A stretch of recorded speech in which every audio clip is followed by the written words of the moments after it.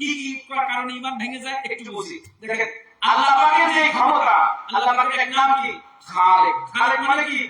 সৃষ্টিকর্তা। খালেক মানে সৃষ্টিকর্তা। কেউ যদি মনে করে আল্লাহর মতো অন্য কোন মানুষ, অন্য কোন পীর, বুজুর্গ, ওলি এরা সৃষ্টি করতে পারে, তাহলে তার ঈমান নাই। তাহলে এটা কি? শিরক ফিল খালক। শিরক ফিল খালক, সৃষ্টির মধ্যে। এরপরে শিরক ফিস সামা। কেউ যদি মনে করে আল্লাহ তাআলা যেরকম শুনেন, আমার কোন বিশ্বাস, আমার কোন বুজুর্গ, নবী, ওলি ওইভাবে শুনেন, তাহলে তার ঈমান নাই। এটাকে বলে শিরক ফিস সামা। এটা কি বলে?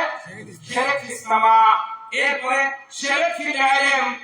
আল্লাহ যেমন জানেন, অন্য কোন মানুষ এরকম জানেন, এই ধারণা করা। এরপরে শিরক ফিল ইবাদত।